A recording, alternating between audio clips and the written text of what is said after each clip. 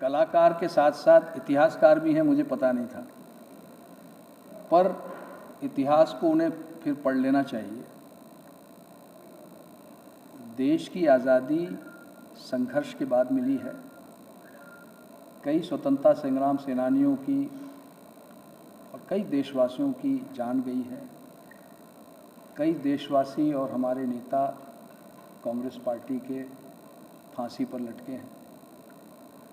तो पहली बात तो ये है। दूसरा, वो पब्लिसिटी लेने के लिए बयान देती रहती हैं, स्वाभाविक है, और मैं समझता हूँ उनको काफ़ी पब्लिसिटी मिल चुकी है, अब उनको आवश्यकता नहीं है। वो अपने आप में कलाकार हैं, मैं उनका सम्मान करता हूँ, लेकिन उनको महात्मा गांधी के ऊपर टिप्पणी करने से बचना चाहिए।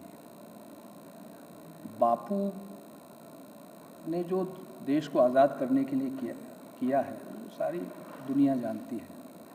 वो सारे विश्व के लीडर हैं, और आज उनके रास्ते पर दुनिया चलेगी तो ही शांति बनेगी। जो रास्ता उन्होंने बताया है उस पर हर देश को, पूरी दुनिया को चलना ही पड़ेगा, नहीं तो कोई रास्ता नहीं। अब ये सरकार जाने, केंद्र सरकार जाने, वो जाने, उसमें मुझे नहीं कहना।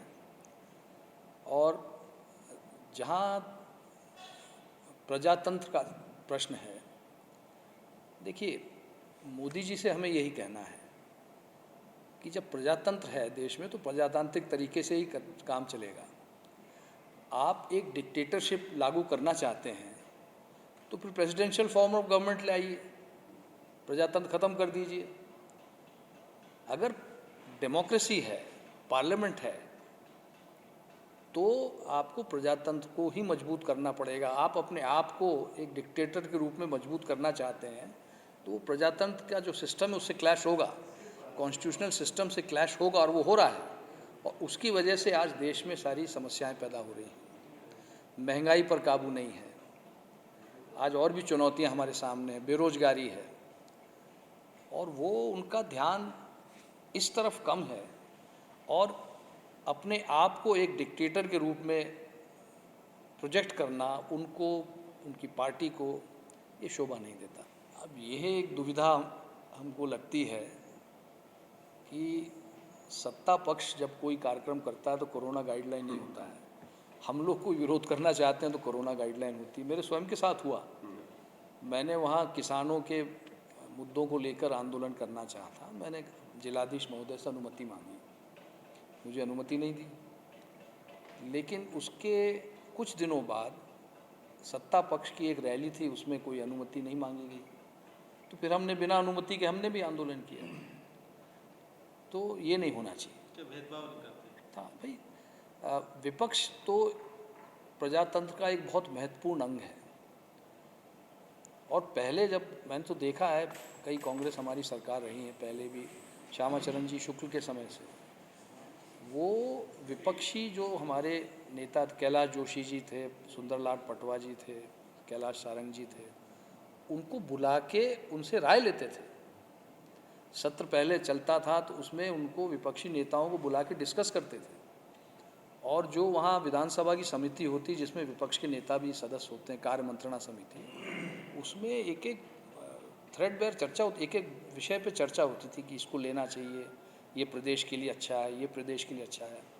वो चीज़ धीरे धीरे कम हो गई, उसको मजबूत करना चाहिए, विपक्ष को भी विश्वास में लेके काम करना चाहिए। मोदी जी प्रधानमंत्री कहीं भी जा सकते हैं, और जनजाति समुदाय ऐसा है जिसको कोई भी सरकार हो, कोई भी प्रधानमंत्री हो, उनको उनकी तरफ देखना ही पड़ेगा, उनकी तरफ ध्यान देना ही पड़ेगा, क्योंकि वो बड़ा कठिन जीवन जीते आए हैं और आज भी जीते हैं।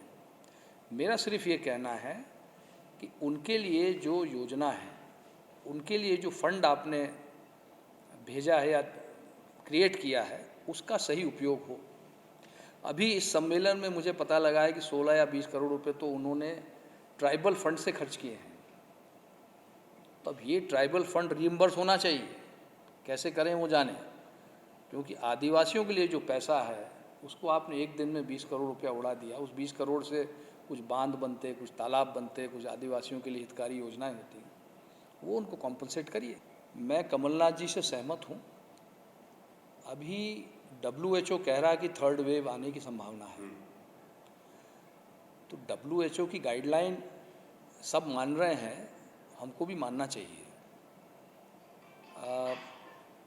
क्या मजबूरी है शासन की मैं नहीं जानता। उद्योग प्रभावित होता है, रोजगार प्रभावित होता है, ये तो बात सही है, लेकिन जीवन से बड़ी क्या चीज़ है। और उनको थोड़ा फिर से इस पर पुनर्विचार करें और पुनर्विचार करके धीरे धीरे धीरे इसको शुरू करें। अनलॉकिंग क्या, जो ये कोरोना का जो गाइडलाइंस है उसको थोड़ा रिलैक्स कर सकते हैं, पर एकदम कर देना थोड़ा रिस्की है। मैं प्रियंका जी को बधाई दूंगा और उनको मेरी शुभकामनाएं।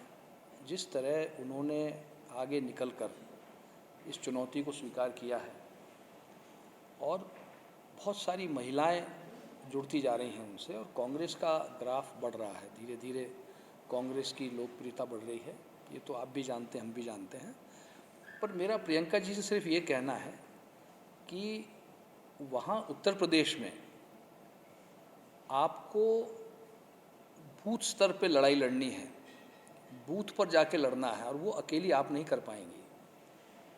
इसमें आपको उन सभी ऐसे नेताओं को इन्वॉल्व करना पड़ेगा, पूरे देश भर के कांग्रेस के बहुत सारे नेता हैं जो आज घर बैठे हैं, जो कई बार परफॉर्म कर चुके हैं, कई इलेक्शन जीते हैं, लेकिन वो आज वो घर बैठे हैं क्योंकि वो आपके नज़दीक का जो सर्कल है शायद उसमें ना फिट होते हों।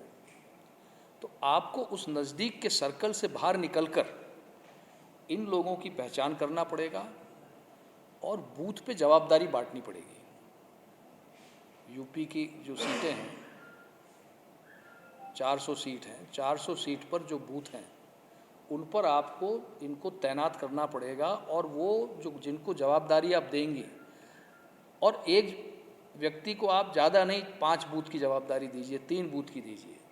ऐसा नहीं कि एक व्यक्ति को आपने कह दिया कि आप 100 बूथ देखिए, वो संभव नहीं होता है। तो हमको बिल्कुल माइक्रो मैनेजमेंट करना पड़ेगा, 3-3, 4-4 बूथ की जवाबदारी सबको दे दीजिए, और ये जिनको जवाबदारी मिले ये उन बूथ पर ही रहें जाके। चुनाव के 1 साल पहले, 6 महीने पहले, महीने में कम से कम 15-20 दिन उस बूथ पर बिताएं, वहीं गांव में रुकें, वहीं रोटी खाएं, वहीं उनके कार्यकर्ताओं के साथ रहें।